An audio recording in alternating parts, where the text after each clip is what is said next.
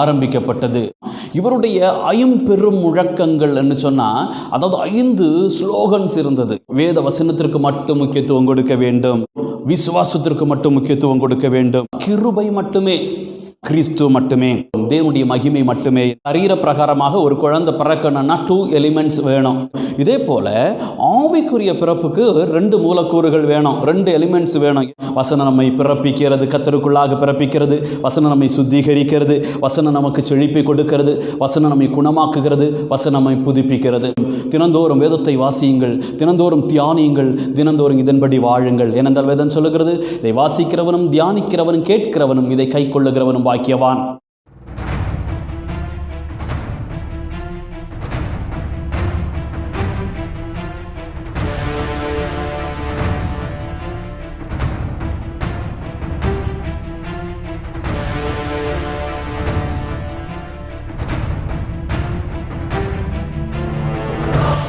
கர்த்தருடைய பரிசுத்த நாமத்திற்கு மகிமை உண்டாவதாக. இந்த நாளிலும் கூட ஒருமித்து கர்த்தருடைய வார்த்தையை தியானிக்க ஆண்டவராகிய தேவன் கொடுத்திருக்கிற அந்த நல்ல தருணத்திற்காக ஆண்டவருக்கு நன்றி செலுத்துகிறேன். ஆண்டவராகிய தேவன் தாமே இதை பார்த்து கொண்டிருக்கிறதான உங்கள் அனைவரையும் தாராளமாய் ஆசீர்வதிப்பாராக என்று மனதார வாழ்த்துகிறேன். இன்னும் முக்கியமாக இன்றைய நாள் சபை சரித்திரத்தில் மிகவும் ஒரு முக்கியமான நாளாக இருக்கிறது. அக்டோபர் 31வது நாள், 31 அக்டோபர் என்று சொல்லுவது சபை சரித்திரத்தில் ரிஃபர்மேஷன் ஏற்பட்டதான நாள். இன்னும் சொல்ல போனால் சபை சீர்திருத்தம் செய்யப்பட்டதான நாள். ஆமேன் ஆமேன். 1517வது ஆண்டு 1517 மார்ட்டின் லூத்தர் கிங்கினால் ஏற்பட்டதான மிகப்பெரிய ஒரு புரட்சியின் மூலமாக தான் புரொட்டஸ்டன்ட் இயக்கங்கள் ஆரம்பிக்கப்பட்டது. பிரியமானவர்களே, அதை குறித்து ரொம்ப சுருக்கமாக சில காரியங்களை நான் உங்களுக்கு சொல்லிவிட்டு கர்த்தருடைய வார்த்தைக்குள்ளாக போகலாம் என்று நான் நினைக்கிறேன். சரியாக 1517வது ஆண்டு, அதாவது 504 வருடங்கள் இன்னையோடு முடிந்திருக்கிறது. 505வது வருடம் ஆரம்பிக்கிறது. ஆமேன். சபையில் ஒரு பெரிய புரட்சி ஏற்பட்டது. என்ன புரட்சி என்று சொன்னால் நமக்கு தெரியும். ஆதி திருச்சபையில் ஆண்டவராகிய தேவன் தான் சபையை ஆரம்பித்தார். கல்வாரி சிலுவையின் மூலமாக, அவர் மரித்ததின் மூலமாக சபை தோற்றுவிக்கப்பட்டது. 12 அப்போஸ்தலர்களும் இதர சீடர்களும் சபைகளை நன்றாக பெருக செய்தார்கள். கர்த்தருடைய வசனத்தை போதித்து அநேக ரட்சிக்கப்பட்ட சபையெல்லாம் அதிகமாக வளர்ந்தது. முதல் 3 செஞ்சுரிஸும் இவண்ணமாகவே போனது. அதாவது வீட்டு சபைகளாகவே இருந்தது.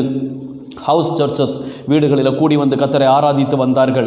அப்படின்னு சொன்னால் எதற்கு ஒரு பெரிய புரட்சி தேவை, எதற்கு ரெஃபர்மேஷன் தேவை அப்படின்னு கேட்டால், 3வது நூற்றாண்டுக்கு பிறகு ஒரு பெரிய ரோம மன்னன் கான்ஸ்டான்டினோபிள் ரட்சிக்கப்பட்டான்.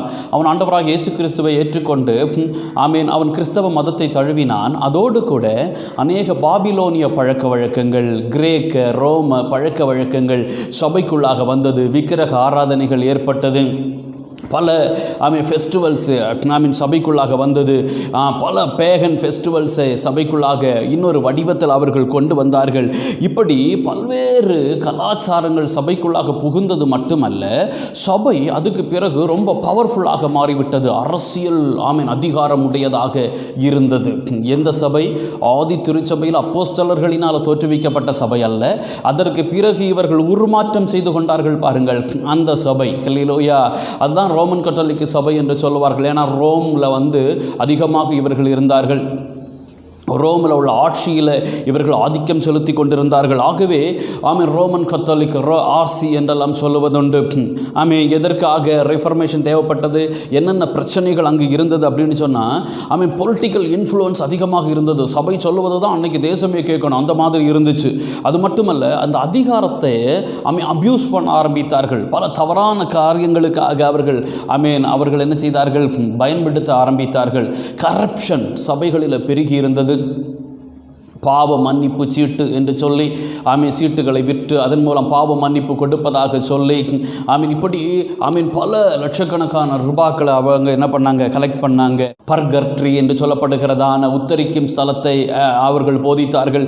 இப்படி பல தவறான போதனைகளும் தவறான பழக்க வழக்கங்களும் சபையில் சேர்ந்தது. போப்பு மட்டுமே தனிப்பெரும் அதிகாரத்தை உடையவராக இருந்தார். வசனத்திற்கு அங்கு முக்கியத்துவம் இல்லை. மனிதன் என்ன சொல்லுவானோ அதை மட்டும்தான் கேட்கணும். அதுதான் ரொம்ப முக்கியமானது. தலைவன் என்ன சொல்கிறானோ ஆமாம், அவர் என்ன சொன்னாலும் கண்மூடித்தனமாக ஜனங்கள் என்ன செய்து கொண்டிருந்தார்கள், நம்பி கொண்டிருந்தார்கள். இந்த சூழ்நிலையில் தான் ஒரு ஹீரோ ஒருவர் உதயமாகிறார். யார்? Martin Luther King. ஆமீன். அவர் வேதத்தை கற்று அறிந்தார். இவர்கள் செய்வதெல்லாம் வேதத்தில் இல்லையே என்ற அந்த உணர்வை அவர் அடைந்தார். எப்பொழுது வேதத்தை வாசிக்க வாசிக்க வாசிக்க சபை செய்வது எல்லாம் ஆமீன் தான் தோன்றித்தனமாக இருக்கிறது, வேதத்துக்கு புறம்பான காரியங்களை செய்கிறார்கள். ஆகவே இதற்கு எதிராக ஏதாவது ஒன்று செய்தே ஆக வேண்டும் என்று 95 தீசிஸ், ஆமீன் 95 வாசகங்கள் அடங்கிய ஒரு பெரிய ஒரு சுவரொட்டியை, ஒரு அட்டையை விட்டன்பர்க்கில், ஜெர்மனியில் விட்டன்பர்க்கில் உள்ள தேவாலயத்தினுடைய வாசற்படியில் கதவில் போய் மாட்டி வச்சார். ஜனங்கள் வர்றாங்க, இதை படிக்கிறாங்க. ஒரு பெரிய புரட்சி, எல்லாம் சபைக்கு எதிரான காரியங்களாக இருக்கிறது. எந்த சபை? அன்றைய ஆமீன் சீர்கேடான சபைக்கு எதிரான காரியமாக இருந்தது. இதை அவர் 1517 ஆண்டு அக்டோபர் 31 நாளில் அவர் செய்தார். ஹல்லேலூயா. ஆக அப்படித்தான் புரோட்டஸ்டன்ட் இயக்கம் தொடங்குகிறது. புரோட்டஸ்டரி என்று சொல்லப்படுகிற லத்தீன் வேர்டிலிருந்து தான் புரோட்டஸ்டன்ட் என்று சொல்லப்படுகிற வார்த்தை வந்தது. அப்படின்னு சொன்னால் ஸ்டாண்ட் அகெயின்ஸ்ட் என்ற அர்த்தம், எதிர்ப்பாளர்கள் என்ற அர்த்தம், பாரம்பரிய சபைகளுக்கு எதிர்த்து நிற்கிறவர்கள் என்ற அர்த்தம். இப்படி தான் மார்ட்டின் லூத்தர் ஆமே ஃபாதர் ஆஃப் புரோட்டஸ்டன்ட் இயக்கத்தை மாறிவிட்டார். அவர் தான் இதற்கெல்லாம் தந்தையாக மாறிவிட்டார். ஆமே இந்த இயக்கம் ஒரே நாளில் ஆமீன் எல்லாவற்றையும் சீர்திருத்தம் செய்யவில்லை. 1555 வரைக்கும் இந்த போராட்டங்கள் தொடர்ந்து கொண்டே இருந்தது. விச் மீன்ஸ் ஏறக்குறைய 40 இயர்ஸ் இந்த போராட்டங்கள் தொடர்ந்தது. கடைசியாக சபையில் ஒரு பெரிய மாற்றங்கள் ஏற்பட்டது. ஆம், இவருடைய 5 பெரும் முழக்கங்கள் என்று சொன்னால், அதாவது 5 ஸ்லோகன்ஸ் இருந்தது. யாருக்கு? மார்ட்டின் லூத்தருக்கு. ஆமீன் 95 தீசிஸ் அங்கு எழுதி வைத்திருந்தாலும் 5 முக்கியமான காரியங்களை எம்பசைஸ் பண்ணி கொண்டே இருந்தார். என்ன தெரியுமா? சோலா ஸ்கிரிப்சர் அப்படின்னா ஸ்கிரிப்சர் அலோன், வேத வசனத்திற்கு மட்டும் முக்கியத்துவம் கொடுக்க வேண்டும். ஃபெய்த் அலோன், விசுவாசத்திற்கு மட்டும் முக்கியத்துவம் கொடுக்க வேண்டும். ஏனென்று சொன்னால் அன்றைக்கு ஆமீன் பாதிரியார்கள், போப், கார்டினல்ஸ் இவர்களுடைய வார்த்தை தான் முக்கியமாக இருந்தது. ஆகவே தான் அவர் சொன்னார், மனிதனுடைய வார்த்தை அல்ல, வேத வார்த்தைக்கு முக்கியத்துவம் கொடுக்க வேண்டும். அது மட்டுமல்ல, அவர்கள் சாக்ரமெண்ட்ஸுக்கு, சடங்குகளுக்கு முக்கியத்துவம் கொடுத்தார்கள். ஆகவே இவர் சொன்னார், ஃபெய்த்துக்கு தான் முக்கியத்துவம் கொடுக்கணும், விசுவாசத்துக்கு தான் முக்கியத்துவம் கொடுக்கணும். மூன்றாவதாக கிரேஸ் அலோன் என்று சொன்னார், கிருபை மட்டுமே. காரணம், கிரியையின் மூலமாக பல காரியங்களை செய்யலாம் என்று நினைத்து கொண்டிருந்தவர்களுக்கு அது அல்ல, கிருபையே என்று முழங்கினார். நான்காவதாக கிறிஸ்து மட்டுமே என்று முழங்கினார். காரணம், தேவனுக்கு மனிதனுக்கு இடையே நாங்கள் தான் மத்தியஸ்தர் அப்படின்னு அன்னைய சபை தலைவர்கள் எல்லாம் முழங்கினார்கள். ஆகவே மார்ட்டின் சொல்கிறார், இல்லை, தேவனுக்கு மனிதனுக்கு இடையே மத்தியஸ்தர் கிறிஸ்து மட்டுமே என்று. கடைசியாக 5ஆவதாக க்ளோரி ஆஃப் காட் அலோன், தேவனுடைய மகிமை மட்டுமே என்று சொன்னார். காரணம், ஆமே மனிதனுக்கு புகழ்ச்சி மகிமை போகக்கூடாது, தேவனுக்கு மட்டுமே. இப்படி 5 பெரும் முழக்கங்களை முழங்கினார். சபையில் ஒரு பெரிய சீர்திருத்தத்தை கொண்டு வந்தார். இப்படி தான் புரோட்டஸ்டன்ட் இயக்கங்கள் தொடங்கியன. ஆகவே நாம் புரோட்டஸ்டன்ட் சபையை சார்ந்தவர்களாக இருப்பதில் மிகவும் பெருமைப்படுகிறேன். நமக்கு பெரிய சாக்ரமெண்ட்ஸ் எல்லாம் கிடையாது, 2 சடங்குகள், ஞானஸ்நானம், திருவிருந்து, அவ்வளவுதான். ஹல்லேலூயா. இன்றைக்கி பல்வேறு தரப்பில் சபைகள் இருந்தாலும் மொத்த சபைகளையும் 3 பிரிவுகளாக பிரிக்கலாம். என்ன? எபிஸ்கோப்பல் சர்ச்சஸ் அப்படின்னு சொல்லுவாங்க. அப்படின்னா ஒன் மேன் ஆர்மி மாதிரி, ஒரே ஒரு தலைவர், அவர் சொல்கிறது தான் எல்லாரும் கேட்கணும். 2 பிரஸ்பிட்டேரியன் சர்ச் அப்படின்னு சொல்லுவாங்க, ரீஜனல் லீடர்ஸ் எல்லாம் அவங்க இதுக்கு இருப்பாங்க. 3ஆவது நாம் எந்த வடிவத்தில் இருக்கிறோன்னா 3rd காங்கிரிகேஷனல் சர்ச்சஸ். ஹல்லேலூயா. எப்படி ஆகினா, நான் எதற்கு இது சொன்னேன்னா, ஒரு பெரிய புரட்சியின் மூலமாக தான் நாம் இந்த வேதத்தை எல்லாம் படிக்கக்கூடியதான பாக்கியத்தை பெற்றிருக்கிறோம். ஒரு காலகட்டத்தில் நாம் நினச்சா கூட வயலில் வாங்கவும் முடியாது, படிக்கவும் முடியாது, அப்படிப்பட்ட ஒரு காலகட்டத்தில் இருந்தோம். ஆகவே இந்த நாட்களில் வேதத்துக்கு மிகவும் முக்கியத்துவம் கொடுக்கணும். ஹல்லேலூயா. மார்ட்டின் லூத்தர் கிங் 5 முழக்கங்களை செய்திருந்தாலும் அதில் முதலாவது முழக்கத்தை பற்றி மட்டும் நான் இன்றைக்கி உங்களோடு பேச விரும்புகிறேன். அது என்ன சொன்னால், the role of the God's word in our lifes. Hallelujah. கர்த்தருடைய வசனத்தினுடையதான பங்கு, நம்முடைய வாழ்க்கையில் தேவனுடைய வசனத்தின் பங்கு என்ன என்பதை குறித்து நான் இன்றைக்கு உங்களோடு கூட சில காரியங்களை ஒருமித்து கற்றுக் கொடுக்க விரும்புகிறேன். காரணம், இந்த வேத வசனம் நம்முடைய வாழ்க்கையினுடையதான தொடக்க முதல் முடிவு வரை முக்கிய பங்கு ஆற்றுகிறது என்பதை மறுக்க முடியாது. ஆமென். ஹல்லேலூயா. முதலாவதாக, we are born by the word of God. நாம் தேவனுடைய வசனத்தினால் பிறக்கிறோம். நாம் பிரியமானவர்களே, நாம் கிறிஸ்துவுக்குள்ளாக பிறந்திருப்பதே கர்த்தருடைய வார்த்தையினால தான். வாசிக்கலாமா? 1 பேதுரு 1வது அதிகாரம் 23வது வசனம், அழிவுள்ள வித்தினாலே அல்ல, என்றென்றைக்கும் நிற்கிறதும் ஜீவனுள்ளதுமான தேவ வசனமாயிருக்கிற அழிவில்லாத வித்தினாலே மறுபடியும் ஜெனிபிக்கப்பட்டிருக்கிறீர்களே.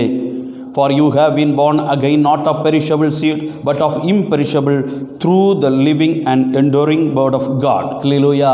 பாருங்க, நாம் அழிவுள்ள வித்தினால் அல்ல, அழியாத வித்தாகிய வேத வசனத்தினால் நாம் ஜெனிப்பிக்கப்பட்டிருக்கிறோமாம், பிறப்பிக்கப்பட்டிருக்கிறோம் என்று அப்போஸ்தலனாகிய பேதுரு இங்கு எழுதி வைத்திருக்கிறார். ஹல்லேலூயா. நமக்கு நல்லா தெரியும், சரீர பிரகாரமாக ஒரு குழந்தை பிறக்கணும்னா 2 எலிமெண்ட்ஸ் வேணும். ஹல்லேலூயா. 2 எலிமெண்ட்ஸும் அந்த மூலக்கூறுகளும் ஒன்று சேரும்போது ஒரு குழந்தை என்ன செய்கிறது? பிறக்கிறது. ஒரு செடி வளரணும்னா கூட ஒரு விதை வேணும், அதுக்கு ஒரு மூலக்கூறு வேணும். இதே போல் ஆவிக்குரிய பிறப்புக்கு 2 மூலக்கூறுகள் வேணும், 2 எலிமெண்ட்ஸ் வேணும். என்ன வேதம் சொல்லுகிறது?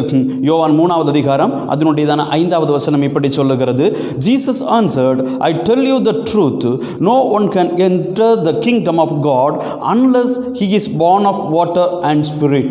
இயேசு பிரதியுத்தரமாக, ஒருவன் ஜலத்தினாலும் ஆவியினாலும் பிறவாவிட்டால் தேவனுடைய ராஜ்யத்தில் பிரவேசிக்க மாட்டான் என்று மெய்யாகவே உனக்கு சொல்லுகிறேன். பாருங்க, மெய்யாகவே என்று சொல்றாரு.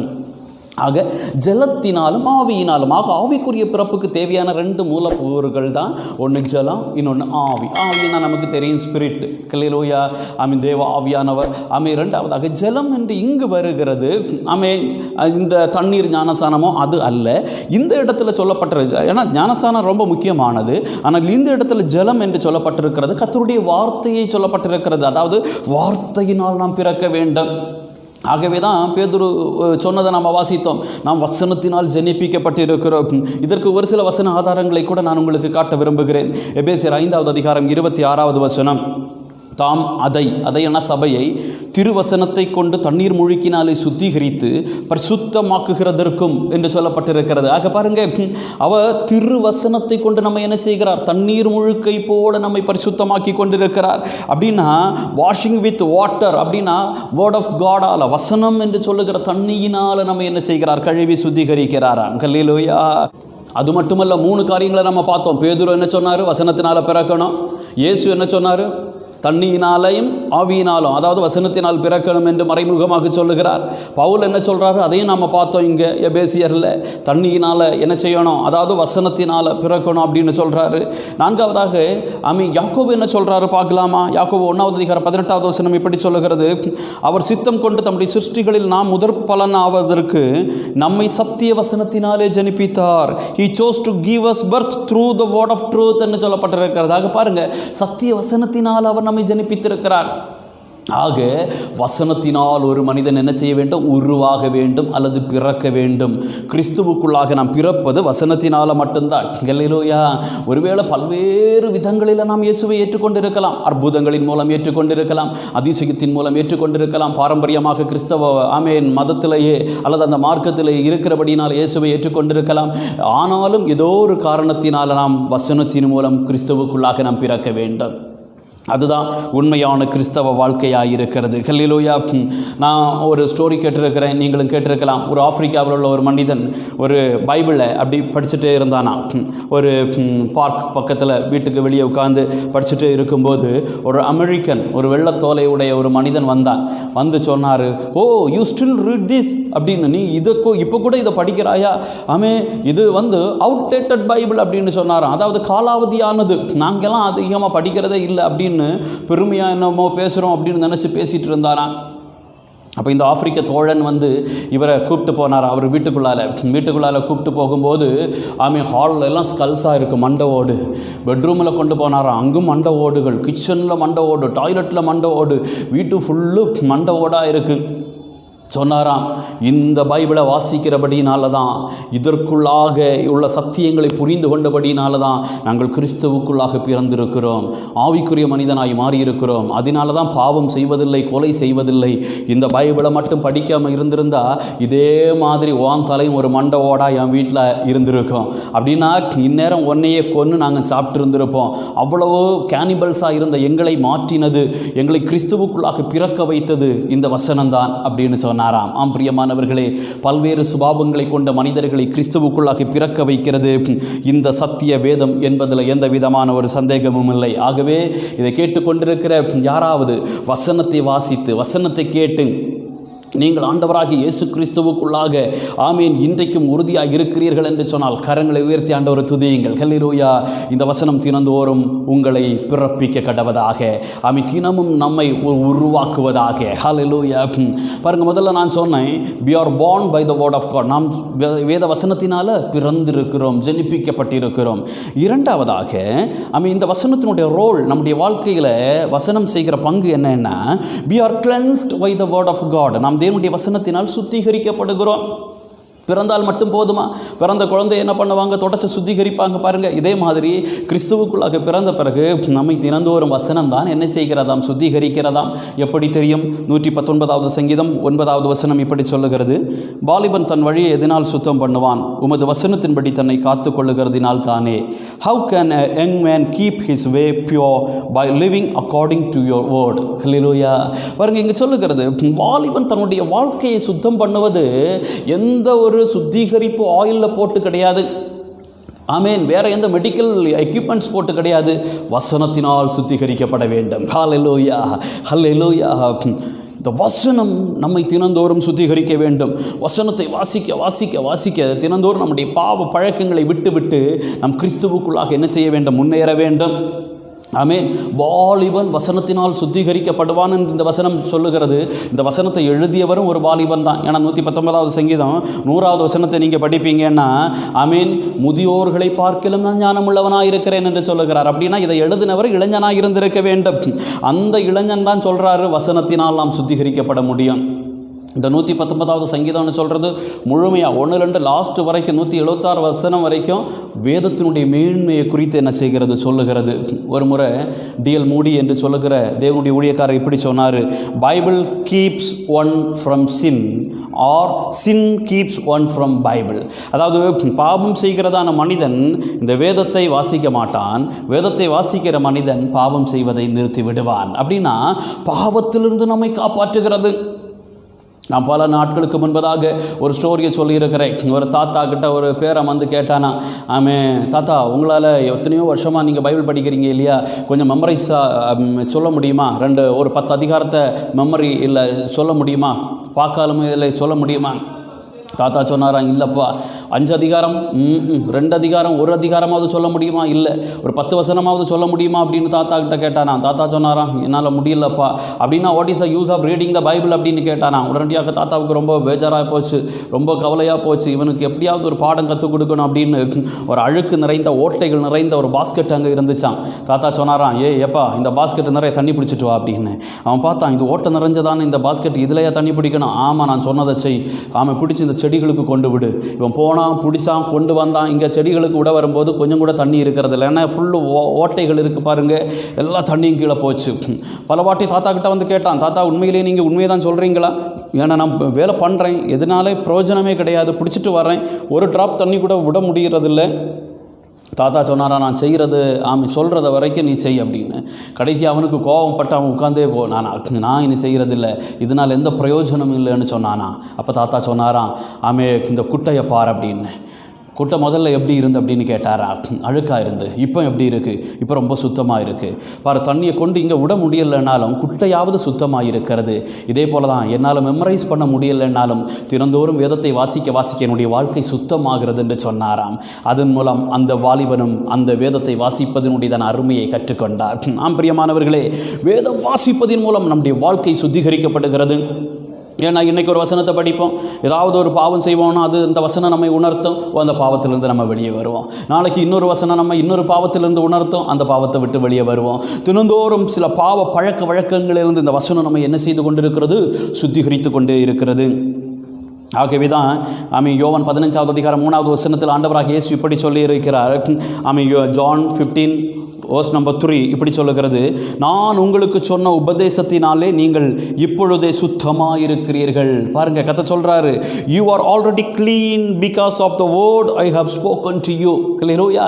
இம்மீடியட் சுத்தத்தை பற்றி பேசுகிறாரு. நான் இப்போ சொன்ன பாருங்கள் வார்த்தை, இந்த வார்த்தையினால் இந்த வசனத்தினால் நீங்கள் சுத்திகரிக்கப்பட்டிருக்கிறீர்கள் என்று சீடர்களை ஆண்டவராக இயேசு உற்சாகப்படுத்துகிறார். பிரியமான தேவனுடைய பிள்ளைகளே, அல்லேலூயா, நாமும் கூட ஆண்டவராகிய இயேசு கிறிஸ்துவின் வசனத்தை வாசிக்கும் போது நம்முடைய வாழ்க்கை சுத்திகரிக்கப்பட்டு இந்த வசனத்தின்படி வாழும்போது நம்முடைய வாழ்க்கை மேம்பட்டு கர்த்தருக்குள்ளாய் எழும்பி பிரகாசிக்க முடியும் என்பதில் எந்த விதமான சந்தேகமும் இல்லை. சுருக்கமாக சொன்னால் இந்த வசனம் தான் ஒரு ஆன்டிவைரஸ் மாதிரி ஒர்க் பண்ணுது. ஆன்டிவைரஸை பற்றி நமக்கு நல்லா தெரியும். மொபைலில், கம்ப்யூட்டரில், லேப்டாப்பில் எல்லாம் நம்ம யூஸ் பண்ணுவோம். அது இருந்தால் எல்லா வைரஸுகளையும் துரத்தி விடும். அதே போல் பாவத்தை துரத்தக்கூடிய ஒரு பெரிய ஆன்டிவைரஸ் தான் கர்த்தருடைய வசனம். ஆகவே இந்த வசனத்தை திறந்தோர் நம்முடைய இருதயத்தில் என்ன செய்ய வேண்டும்? வைக்க வேண்டும். அல்லேலூயா. இந்த வசனத்தின் மூலமாக தான் நம் ஜெயத்தை பெற்றுக்கொள்ள முடியும்.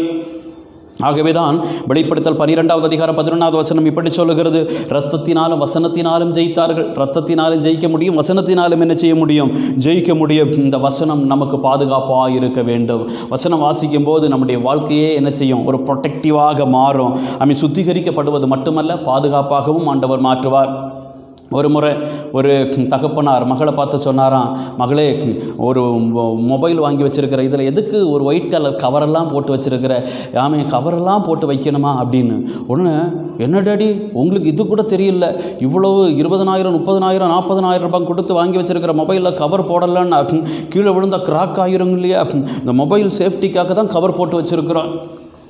உடனே இவர் சொன்னாராம், பெரியவர், மகளே, உங்களுடைய வாயிலிருந்து இதை சொல்கிறதுக்காக தான் நான் காத்துட்டு இருந்தேன். இதே மாதிரி நீ அரகுற ட்ரெஸ்ஸோட போறியே, சரீரத்தை பாதுகாப்பது அல்லவா ட்ரெஸ்ஸு, ஆடைகள், இதை ஒழுங்கான முறையில் உடுத்தி இருக்கலாமே என்று அட்வைஸ் சொன்னாராம். உடனடியாக அவள் அந்த குற்ற உணர்வை அடைந்தாளா. நான் இன்றைக்கி ஆடையை பற்றி சொல்லலை. மொபைலுக்கு கவர் முக்கியமானதாக இருந்திருக்கலாம், சரீரத்துக்கு ஆடைகள் முக்கியமாக இருக்கலாம். ஆனால் ஆத்துமாவுக்கு வேதவசனம் அதை விடவும் முக்கியமானதாக இருக்கிறது. ஏனென்றால் ஆத்துமாவை பாதுகாப்பது நம்முடையதான எந்த ஒரு செயலும் அல்ல, கர்த்தருடைய வார்த்தை மட்டுமே என்பதை உறுதியாய் என்னால் சொல்ல முடியும். ஆகவே நாம் வேத வசனத்தின்படி நம்முடைய வாழ்க்கையை அமைத்து கொள்ள வேண்டும். வேத வசனத்தை அறிந்து கொள்வதனால் நம்மை சுத்திகரிக்க முடியாது. வேத வசனத்தின்படி வாழ்வதனால் தான் நம்மை சுத்திகரிக்க முடியும். 119வது சங்கீதம் 9வது வசனத்தை நாம் படித்தோம் இல்லையா? Living according to the word, அதாவது இந்த வசனத்தின்படி நம்மை காத்து கொள்வதனால் தான் நாம் என்ன செய்ய முடியும்? சுத்திகரிக்க முடியும். அறிந்து கொள்வதுன்னா பிசாசுக்கு கூட பைபிள் தெரியும். லூக்கா 4வது அதிகாரம் 11வது வசனத்தில் நான் வாசிக்கிறோம், பிசாசுக்கு வேத வசனம் நன்றாக தெரியும். மத்தேயு 8:31 இப்படி சொல்லுகிறது, பிசாசுகள் ஜெபிக்கிறது. மார்க் 5:7 சொல்லுகிறது, பிசாசுகள் துதிக்கிறது ஆண்டவரை. இன்னும் யாக்கோபு 2:9 சொல்லுகிறது, பிசாசுகளுக்கு விசுவாசம் இருக்கிறது. அதே வசனம் சொல்லுகிறது, பிசாசுகள் பயந்து நடுங்குகிறது. ஆக அறிந்து கொள்வதனாலேயோ வாசிப்பதனாலேயோ அல்ல, இதன்படி வாழ்வதனால் தான் நம்மை நாமே சுத்திகரிக்க முடியும். அல்லேலூயா. அறிந்து கொள்வது ஒரு முக்கியமானது அல்ல, அதன்படி வாழ்வது ரொம்ப ரொம்ப முக்கியமானதாக இருக்கிறது. ஹல்லேலூயா. ஆகவே தான் 119வது சங்கீதம் 11வது வசனம் இப்படி சொல்லுகிறது, நான் உமக்கு விரோதமாய் பாவம் செய்யாதபடிக்கு உமது வாக்கை என் இருதயத்தில் வைத்தேன் என்று சொல்லுகிறார். ஹல்லேலூயா. இந்த இளைஞன் சொல்லுகிறார், பாவம் செய்யாமல் இருப்பதற்காக இந்த வசனத்தை என்னுடைய இருதயத்தில் வைத்திருக்கிறேன். அதான் முதல்ல சொன்னேன், வசனம் ஒரு ஆன்டிவைரஸ் மாதிரி. இது உள்ளால இருக்கும்போது பாவ சிந்தனைகள் எல்லாம் என்ன செய்துவிடும்? பறந்தோடிவிடும். ஹல்லேலூயா. இன்னும் சொல்லப்போனால் இந்த வசனம் தான் ஆண்டவராகிய இயேசுவாய் இருக்கிறார். யோவான் 1வது அதிகாரம் 1 மற்றும் 14 வசனங்களை நீங்கள் வாசிப்பீங்கன்னா, வசனம் மாம்சமாகி நமக்குள்ளாக வாசம் செய்ததாம். சுருக்கமாக சொன்னால் ஆண்டவராகிய இயேசுவை நம்முடைய இருதயத்தில் வைத்திருக்க வேண்டும். ஹல்லேலூயா. 2 காரியங்களை சொன்னேன். நாம் பிறந்தது வசனத்தினால, நாம் சுத்திகரிக்கப்படுவது வசனத்தினால. 3வதாக we are blessed by the word of God, அல்லது we are prospered by the word of God. நம் தேவனுடைய வசனத்தினால் செழிப்படைகிறோம் அல்லது ஆசீர்வதிக்கப்படுகிறோம் என்று சொல்லலாம்.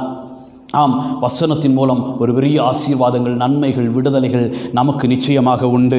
சங்கீதம் 1வது சங்கீதம் 2-3 வசனங்கள் இப்படி சொல்லுகிறது, கர்த்தருடைய வேதத்தில் பிரியமாயிருந்து இரவும் பகலும் அவருடைய வேதத்தில் தியானமாயிருக்கிற மனுஷன் பாக்கியவான். அவன் நீர்க்கால்களின் ஓரமாய் நடப்பட்டு தன் காலத்தில் தன் கனியை தந்து இலையுதிராதிருக்கிற மரத்தை போல் இருப்பான். அவன் செய்வதெல்லாம் வாய்க்கும்.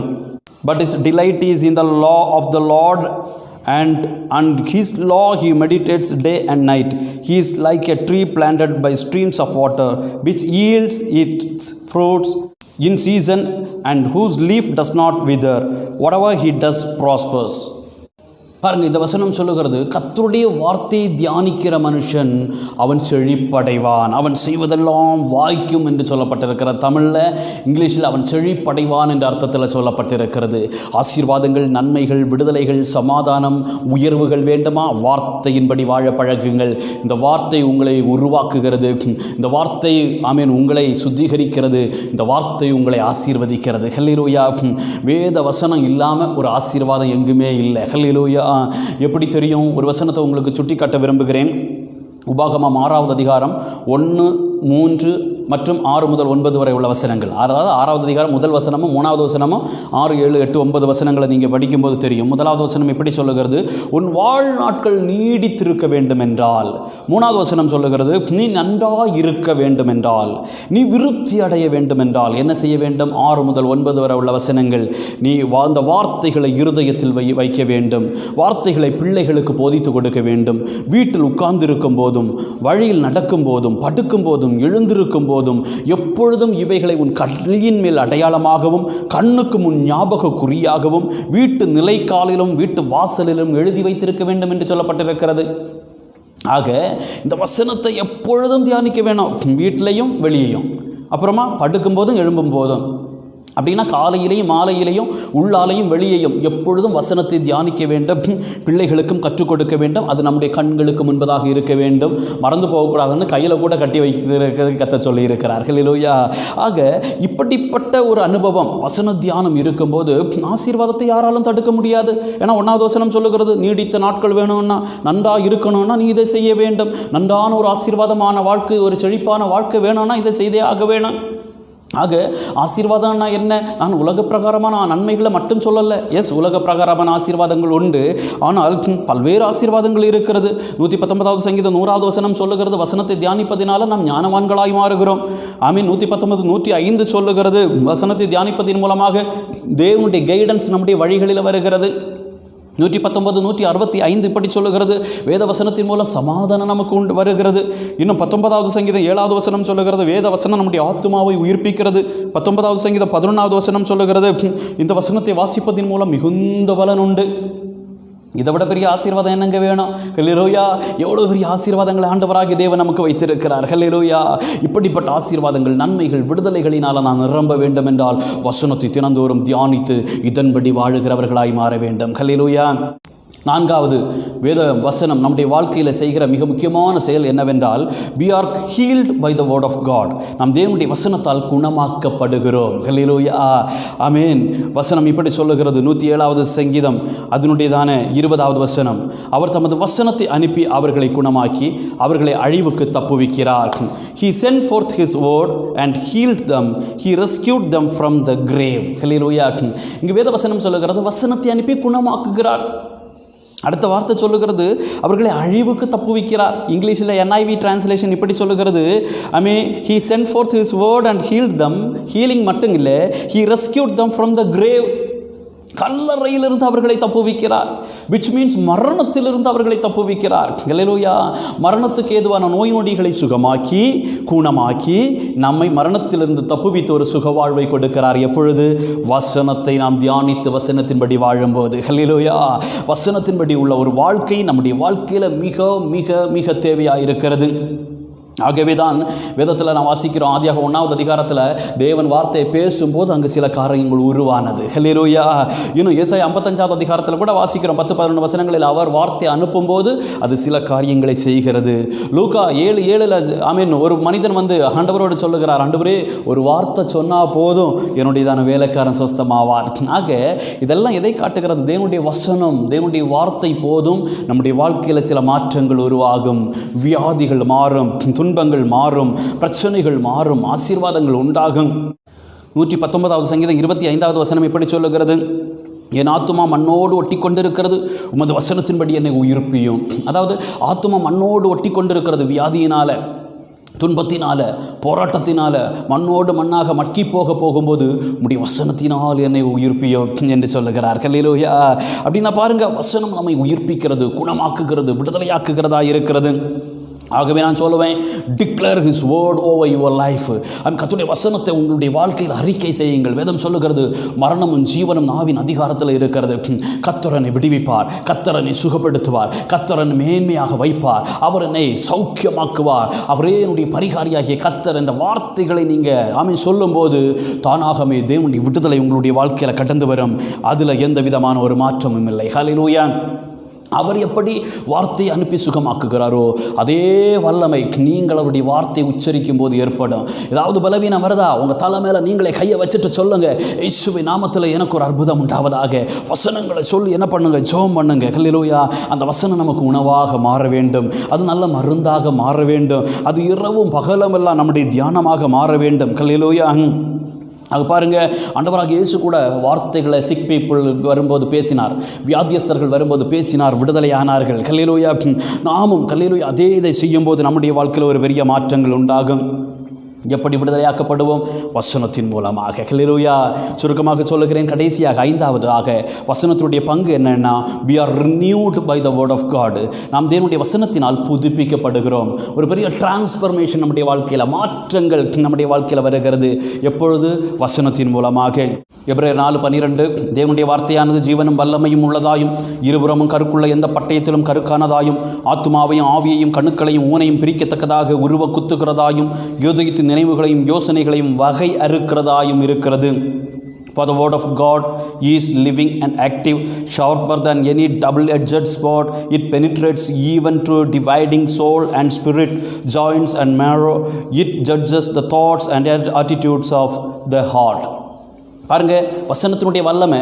பொதுவாக ஒரு பிளேடு இல்லைன்னா கத்தியை சொருகணும்னா சரீரத்தில் மட்டும்தான் சொருக முடியும், ஒரு பொருள் மேலே மட்டும்தான் சொருக முடியும். ஆனால் வசனம் எங்கெல்லாம் போகுது தெரியுமா? சரீரத்தில் மட்டும் இல்லை, இங்கு சொல்லுகிறது அவர் நம்முடைய ஆத்துமாவில், ஆவியில், கணுக்களில், ஊனில், இருதயத்தின் நினைவுகளில், யோசனைக்குள்ளால் கூட போகுது. அப்படின்னா வசனம் நம்ம எல்லா விதத்திலையும் மாற்றும் சக்தியை உடையது, புதுப்பிக்கக்கூடிய சக்தியை கொண்டது தான் இந்த வசனமாக இருக்கிறது. ஹல்லேலூயா. ஆகவே தான் லூக்கா 24:32 வசனத்தில் ஆண்டவராக இயேசு வசனத்தை போதித்த போது அவர்களுடைய இருதயம் கொழுந்து விட்டு எரிந்தது. ஆமென். அப்போஸ்தலர் 2 வசனத்தில் பேதுரு வசனங்களை பேசிய போது அவர்களுடைய இருதயத்தில் அவர்கள் குத்தப்பட்டார்கள். அத்தனை பேர் ரட்சிக்கப்பட்டாங்க. இவர்களுடைய உள்ளத்தையும் மனதையும் ஆத்துமாவையும் வசனம் மாற்றியது. இவர்கள் புதுப்பிக்கப்பட்டார்கள். ஹல்லேலூயா. They are renewed by the word of God. ஹல்லேலூயா. வசனம் நம்மை மாற்றக்கூடியது. ஹல்லேலூயா. மார்ட்டின் லூத்தரை மட்டுமல்ல மாற்றினது, அதன் மூலம் அன்றைக்குள்ள மக்களை மட்டுமல்ல, 504 வருடங்கள் முடிந்த போதிலும் இன்றைக்கும் இந்த வசனம் நம்மை மாற்றிக்கொண்டு இருக்கிறது. இன்னும் இந்த வசனம் நம்மை மாற்றிக்கொண்டே இருக்கும். ஹல்லேலூயா. எவ்வளோ அற்புதமான பங்கு இந்த வசனம் நம்மை பிறப்பிக்கிறது, கர்த்தருக்குள்ளாக பிறப்பிக்கிறது. வசனம் நம்மை சுத்திகரிக்கிறது, வசனம் நமக்கு செழிப்பை கொடுக்கிறது, வசனம் நம்மை குணமாக்குகிறது, வசனம் நம்மை புதுப்பிக்கிறது. எவ்வளோ பெரிய ஆசீர்வாதங்கள். இது சயின்டிஃபிக் புக்கு இல்லைன்னாலும் அநேக சயின்ஸை பற்றி இது பேசுது. இது மெடிக்கல் புக்காக இல்லைன்னாலும் இது நமக்கு சுகத்தை கொடுக்கிறது. இது ஃபினான்சியல் எக்கனாமிக்கல் புக்காக இல்லைன்னாலும் நம்முடைய பொருளாதார பிரச்சனைகளுக்கு தீர்வை கொடுக்கிறது. இது சைக்காலஜிக்கல் புக்காக இல்லைன்னாலும் நம்முடைய மன கவலைகளை இது மாற்றுகிறது. இது ஹிஸ்ட்ரி புக்காக இல்லைன்னாலும் அநேக சரித்திரத்தை இது சொல்லுகிறது. இது மேஜிக் புக்காக இல்லைன்னாலும் இது இன்னைக்கும் நம்மை மீட்டு கொண்டு இருக்கிறது. ஹல்லேலூயா. ஆக வேத வசனத்துக்கு முக்கியத்துவம் கொடுக்க வேண்டும். தினந்தோறும் வேதத்தை வாசியுங்கள், தினந்தோறும் தியானியுங்கள், தினந்தோறும் இதன்படி வாழுங்கள். ஏனென்றால் வேதம் சொல்லுகிறது, இதை வாசிக்கிறவனும் தியானிக்கிறவனும் கேட்கிறவனும் இதை கை கொள்ளுகிறவனும் பாக்கியவான். ஆமென். இந்த 5 விதமான அனுபவங்கள் நம்முடைய வாழ்க்கையில் தினந்தோறும் உண்டாவதாக ஜெபிக்கலாம். ஹல்லேலூயா. அன்புள்ள தேவனை, உமக்கு நாங்கள் நன்றி செலுத்துகிறோம். வசனம் எங்களுடைய வாழ்க்கையில் செய்கிற 5 விதமான காரியங்களை குறித்து நாங்கள் பார்த்தோம். தினந்தோறும் நாங்கள் கர்த்தருக்குள்ளாக வசனத்தின் மூலம் பிறக்க வேண்டும். தினந்தோறும் நாங்கள் வசனத்தின் மூலம் சுத்திகரிக்கப்பட வேண்டும். தினந்தோறும் வசனத்தின் ஆசீர்வாதங்களை நாங்கள் பெற்றுக்கொள்ள வேண்டும். தினந்தோறும் வசனத்தின் மூலம் நாங்கள் குணமாக்கப்பட வேண்டும். தினந்தோறும் வசனத்தின் மூலம் நாங்கள் புதுப்பிக்கப்பட வேண்டும். இப்படிப்பட்ட ஆசீர்வாதங்களை, நன்மைகளை பெற்று அனுபவிக்க ஆண்டவராகிய தேவநீர் எங்களுக்கு இரக்கம் செய்வீராக. இதை கேட்டுக்கொண்டிருக்கிற ஒவ்வொருவரும் வசனத்தை வாசித்து தியானிக்கக்கூடியதான ஒரு புதிய அனுபவத்திற்காக தங்களை ஒப்பு கொடுத்து நீர் கொடுக்கிற எல்லா ஆசீர்வாதங்களை, நன்மைகளையும் பெற்றுக்கொள்ள கர்த்தர் ஆமென் இரக்கம் செய்வீராக. உம்முடைய நாமத்தில் உம்முடைய பிள்ளைகளை வாழ்த்துகிறேன், ஆசீர்வதிக்கிறேன். ஆண்டவர் ரட்சகருமாய் இருக்கிற இயேசுவின் நாமத்தில் பிதாவே. ஆமென். ஆமென். கர்த்தர் உங்களை ஆசீர்வதிப்பாராக. God bless you all.